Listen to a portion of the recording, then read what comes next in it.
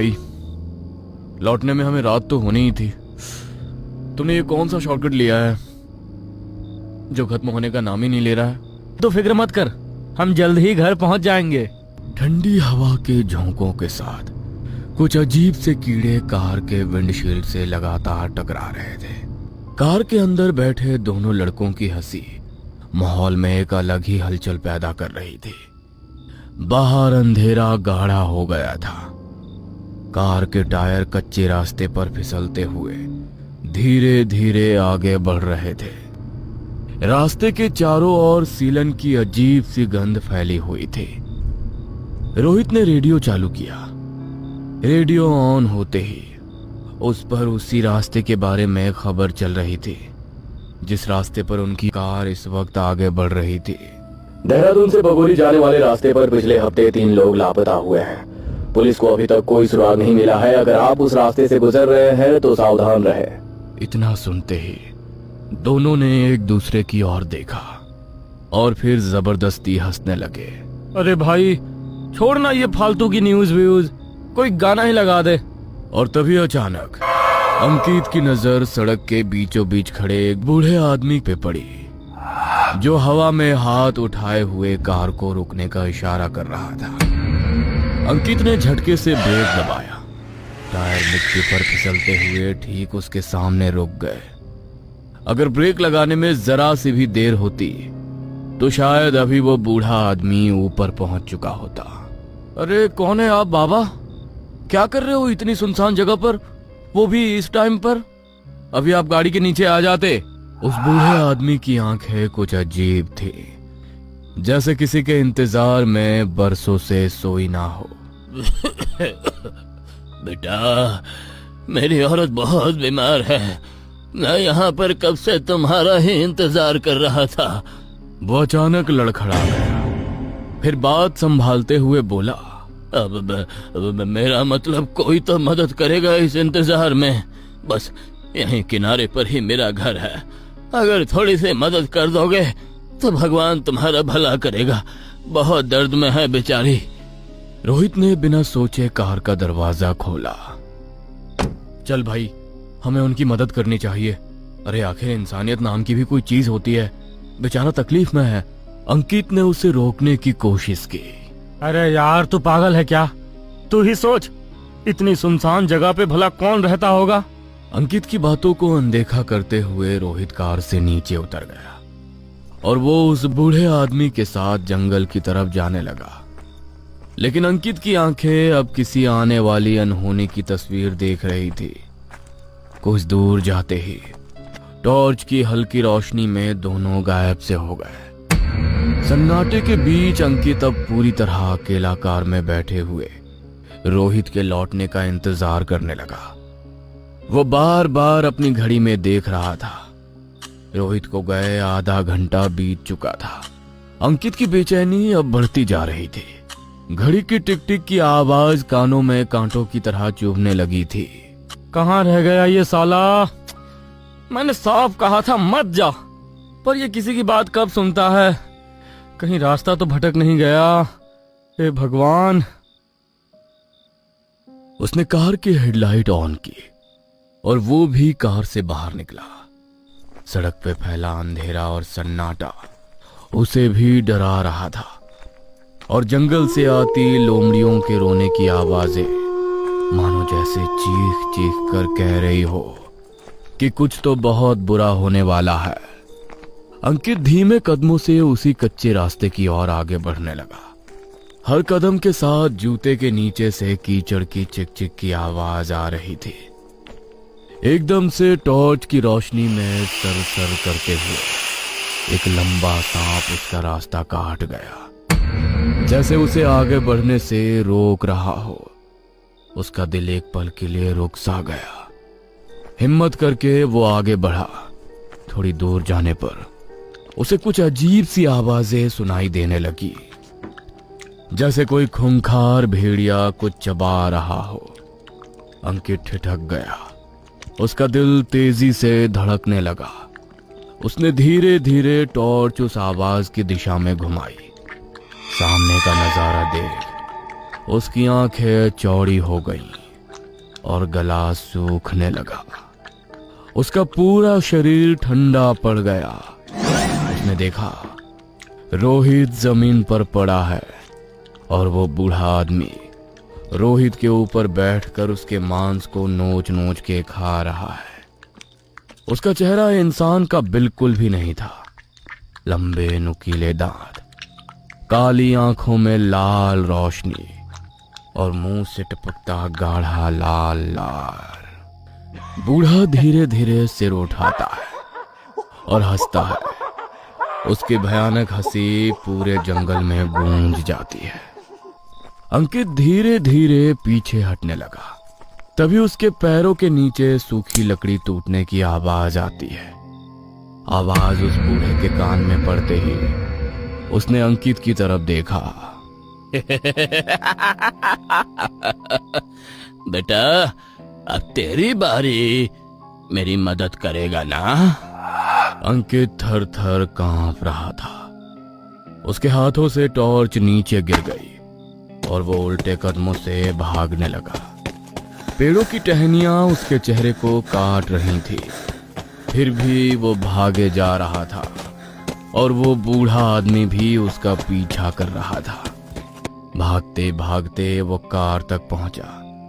Engine start किया, लेकिन गाड़ी अचानक झटके से बंद हो गई। हवा में फिर वही गंध, सड़े मांस की।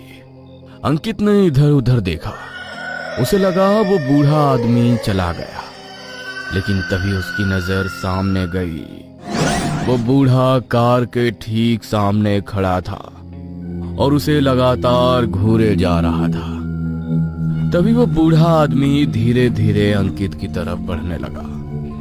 डर के मारे अंकित ने अपनी आंखें बंद की और चाबी को एक बार फिर से घुमाया। तभी इंजन एकदम स्टार्ट हो गया। रात के अंधेरे में अंकित उसी कच्चे रास्ते से गाड़ी को पूरी स्पीड से भगा रहा था। कुछ ही देर में वो रूम पर पहुंच गया और कमरे में जाकर उसने अपने आप को बंद कर लिया। उसकी सांसें तेज चल रही थी और उसके आंखों के सामने वही भयानक चेहरा बार बार नजर आ रहा था। सुबह हुई, मगर कमरे के कोनों में अब भी अंधेरा पसरा था। अब 3 दिन बीत चुके थे उस रात को, जब अंकित की चीख सड़क के सन्नाटे में गुम हो गई थी। अब वो अपने छोटे से फ्लैट में था, शहर की भीड़ में, मगर अंदर से पूरी तरह अकेला। पुलिस रिपोर्ट में लिखा था रोहित मिसिंग, और बयान में आगे बस इतना दर्ज था। अंकित ने नशे की हालत में कुछ ऐसा देखा जो महज एक भ्रम था। नहीं, वो सपना या कोई भ्रम नहीं था। मैं भागा था वहां से, मैंने सब देखा था। हवा फिर ठंडी होने लगी थी। बाहर स्ट्रीट लाइट झपक रही थी और कमरे में बस दीवार पर टंगी हुई घड़ी की टिक टिक। अचानक टिक टिक की आवाज रुक गई और उसी पल दरवाजे पर धीरे धीरे दस्तक हुई। अंकित घबरा गया। उसके दिल की धड़कन तेज हो गई। दस्तक के साथ वही कांपती हुई आवाज आई, बेटा, मेरी औरत को दवा चाहिए। अंकित का पूरा शरीर कांप रहा था। वो धीरे से उठकर दरवाजे के पास गया और दरवाजे के छेद से उसने बाहर झांक कर देखा। बाहर कोई नहीं था। ये सब मेरे साथ ही क्यों हो रहा है? दरवाजे पर फिर दस्तक हुई, इस बार थोड़ा जोर से। अंकित ने हिम्मत की और इस बार दरवाजा खोल दिया, लेकिन सामने कुछ नहीं था। बस जमीन पर पुराना जला हुआ अंगोछा पड़ा था। वो उसी बूढ़े का था। अंकित ने डरते हुए वो अंगोछा उठाया और उसी पल उसके कानों में किसी औरत की धीमी कराह गूंजी। उसने मुझे मार दिया था। अंकित का चेहरा पीला पड़ गया। उसने मोबाइल में सर्च किया देहरादून जंगली नरभक्षी केस 1948 और स्क्रीन पर जो आया उसे देख उसके रोंगटे खड़े हो गए। एक जोड़ा रमेश और ललिता, हर गुजरने वालों से मदद मांगकर उन्हें अपने घर बुलाते थे और फिर उन्हें खा जाते थे। लेकिन एक रोज वो इस काम को अंजाम देते हुए पकड़े गए और लोगों की भीड़ ने उन दोनों को जिंदा जला दिया। तब से वो इलाका शैतान की पगडंडी कहलाता है। अंकित की उंगलियां कांपने लगी। तो वो वही था। अचानक कमरे की लाइट झपकी। उसे अपने पीछे से टप टप की आवाज आने लगी। अंकित ने एकदम से पीछे मुड़कर देखा तो छत से फर्श पर खून की बूंदें गिर रही थी और कमरे के कोने में एक परछाई खड़ी थी। वो आदमी झुका हुआ मगर अब बूढ़ा नहीं लग रहा था, जैसे वो धीरे धीरे अंकित के ही रूप में ढल रहा हो। अंकित कांपते हुए आईने के पास गया और जब उसने आईने में खुद को देखा तो वहां उसका चेहरा नहीं था। वहां वही बूढ़ा मुस्कुरा रहा था, धीरे धीरे होठ हिलाते हुए। तू भी मदद करेगा ना बेटा? तभी आईना टूट गया और आईने के टूटते ही पूरे कमरे में सन्नाटा छा गया। फर्श पर हर तरफ आईने के टुकड़े बिखरे हुए थे, हर टुकड़े में वही भयानक मुस्कान। उस रात के बाद अंकित की पूरी जिंदगी ही बदल गई। आंखों से नींद जैसे गायब हो गई थी, चेहरे पर अजीब सी डर की परतें चढ़ गई थी।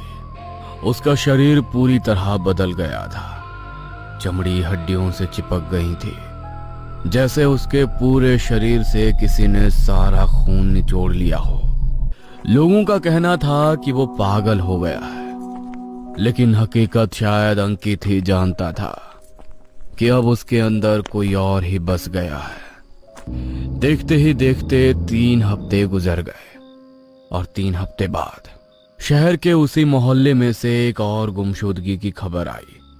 पुलिस का कहना था, देखिए, लड़का रात को घर से निकला था मगर अभी तक घर वापस नहीं आया। हम उसे ढूंढने की पूरी कोशिश कर रहे हैं। सीसीटीवी फुटेज में उन्होंने कुछ अजीब देखा जो दिल दहला देने वाला था। अंधेरी सड़क पर वो लड़का चल रहा है और उसके पीछे पीछे एक साया चल रहा था। उसके बाद की सीसीटीवी फुटेज गायब थी। अगले कुछ दिनों में शहर से लोग गायब होने लगे थे और हर बार सीसीटीवी में एक ही फ्रेम दिखता, कोई शख्स अकेला सड़क पर चलता हुआ और उसके पीछे कोने में 2 परछाइयां, एक बूढ़े जैसी तो दूसरी जवान। लेकिन कभी दोनों के चेहरे साफ नहीं दिखते, बस आंखें लाल चमकती। अंकित अब दिन में भी अंधेरे से बात करने लगा था, दीवारों से, आईने से, अपने साये से। वो अक्सर कहता, मैंने किसी को नहीं मारा, उसने करवाया। उसने कहा था कि अगर मैं ना करूं तो वो मुझे खा जाएगा। एक रात पुलिस उसकी बिल्डिंग में पहुंची। किसी ने शिकायत की थी, ऊपर वाले फ्लैट से खून की गंध आ रही है। लेकिन जब दरवाजा तोड़ा गया तो अंदर कुछ नहीं था। दीवार पर बस खून से एक वाक्य लिखा था, अब वो भोग तुम्हारी है। कुछ महीने बाद देहरादून हाईवे पर फिर से एक कार रुकती है। रात का वही समय, सड़क पर कोहरा और हवा में सीलन। 2 नौजवान गाड़ी में बातें करते हुए हंस रहे होते हैं और अचानक हेडलाइट की रोशनी में कोई हाथ उठाता है। एक आदमी पुराने कपड़ों में कांपते होठों से बोलता है, बेटा, मेरी बीवी बीमार है, जरा मदद कर दो।